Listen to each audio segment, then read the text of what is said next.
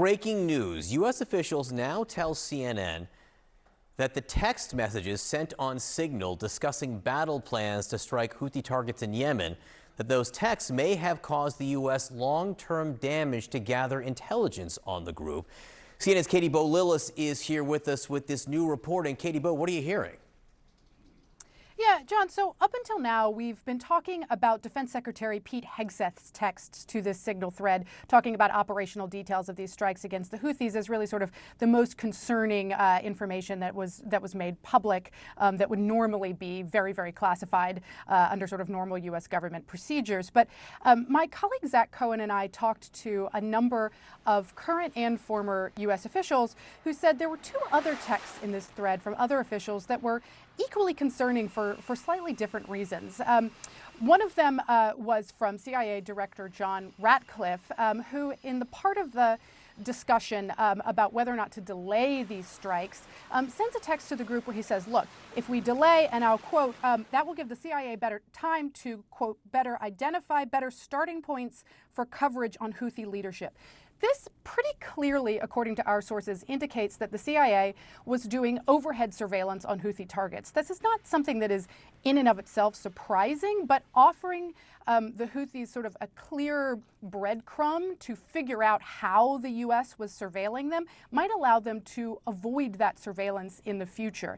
Then in a second text from National Security Advisor Michael Waltz later in the thread, he tells the group after the strikes are done that the U.S., quote, had positive ID of a particular senior Houthi leader, quote, walking into his girlfriend's building. This, again, really kind of draws a roadmap for Houthi militants in terms of how the U.S. was conducting surveillance on their movements, on their leadership, again, making it easier for Houthi leaders to potentially avoid that kind of surveillance in the future. This is why, according to our sources, this kind of information is normally kept deeply, deeply classified. Now, CIA Director John Ratcliffe, as well as the Director of National Intelligence, Tulsi Gabbard, and other senior Trump administration officials really emphasizing no sources and methods in here, nothing classified.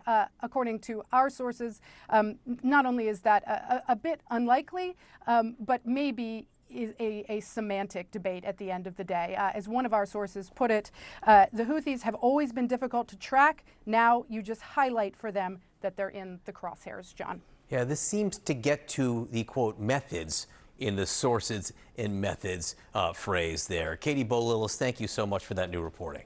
Classified or not, a federal judge has now ordered the Trump administration to preserve all of the messages top officials sent within that Signal chat about the attack on Houthi targets in Yemen. The judge assigned to oversee this case is the same judge who's also handling the case challenging Donald Trump's deportation authority, the judge he has attacked so directly and so seriously, leading to outcry among Trump aides and allies, though these judicial assignments, they are selected at random.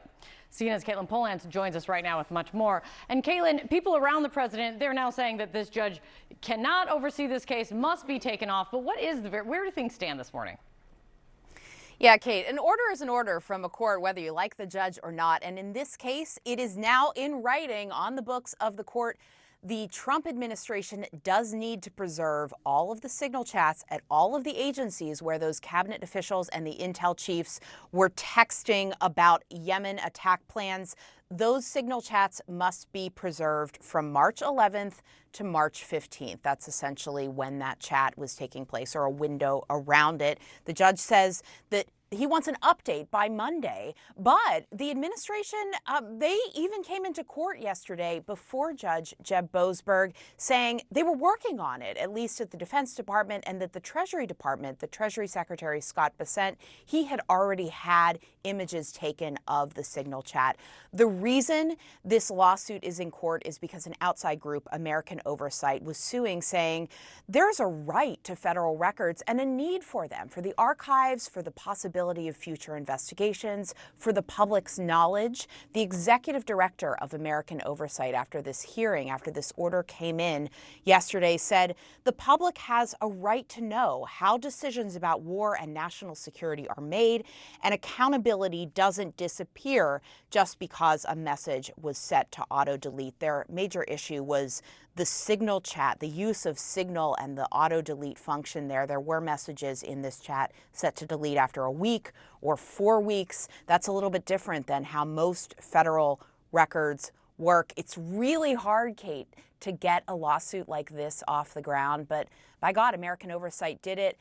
At the same time, though, you have administration officials pushing back already to what Judge Boasberg did here. Here's Attorney General Pam Bondi on Fox News last night. He shouldn't be on any of these cases. He cannot be objective. He's made that crystal clear. These judges across the country, and again, they think they have authority, but it's going to be short-lived because these cases are going to get to the Supreme Court very fast. I should note, though, General Bondi is taking issue with Judge Boasberg's order. That order was agreed to by the Justice Department, the Trump administration, in court yesterday. I listened to the hearing. And of course, the judge, he was randomly selected. That's just how it goes. Kate? Great to see you, Caitlin. Thanks for laying it out. John. All right, with us now, journalist and historian and my friend Garrett Graff. Garrett, great to see you this morning. You've got a fascinating piece looking at what you call the 5 overlapping scandals with this whole Signal thing. And one of them is what Caitlin Polantz and Kate were just talking about right now, the Federal Records and Retention Act. With these texts, when you hear that a judge has ordered this retention, why is that important now? And you also say that you see maybe elements of intent in using Signal to destroy records. Absolutely. And let's be very clear here. The reason that this matters is it's the federal law.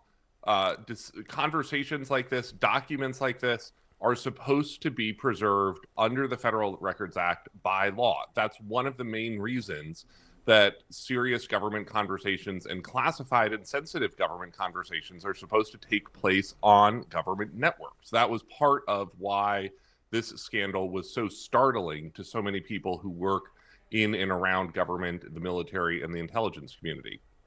And I think that it's important to look at this scandal and try to break down, precisely why it is scandalous. This is something that I think a lot of people sort of feel in their gut is a scandal, but it's important to be direct about why it matters. Yeah, and again, when you're talking about using Signal, why do I use Signal? I use Signal because the messages get erased. That's literally the reason that I'm on it when I am on it. There's another aspect to this, which is just the overall use of commercial apps like this for sensitive discussions. I want to play you a little bit of what Attorney General Pam Bondi said about that overnight. Is Signal not going to be used, or is it going to be used going forward? Are you aware of it? I think Signal's a very safe way to communicate. I don't think foreign adversaries are able to hack Signal, as far as I know. Again, when you hear the Attorney General talk about what I guess will be the ongoing use of Signal for government work, what questions does that raise? Yeah, so it makes me a little bit concerned since Pam Bondi's department is one of the lead agencies investigating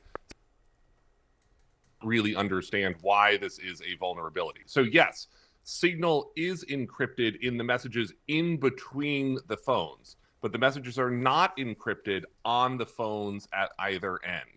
And if you are, for instance, China or Russia, and you are able to hack the phone of the vice president, the defense secretary, the director of national intelligence, you suddenly have access to all of those conversations, sensitive, internal, classified, whatever.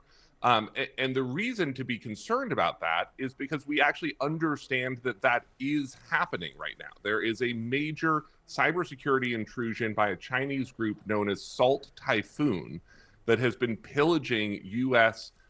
Cell phone networks and telecom networks. And even we know publicly that it targeted J.D. Vance last fall as a candidate. So one of the big questions in this scandal is, was this conversation happening on official devices or personal devices? DNI Tulsi Gabbard refused to answer that question before the Senate because she knows that both answers are troublesome in different ways. In almost any other administration, there would be an FBI investigation into this. Not one that would necessarily press charges or point fingers, but just to determine what happened, where were boundaries pushed and how to stop it. Again, there won't be this time, it seems, based on what we're hearing from the Attorney General. There might be a Pentagon Inspector General investigation. What do you think that will look into, Garrett? Well, I think I was really struck yesterday watching Pam Bondi's comments. She was standing in front at a press conference of other law enforcement agents.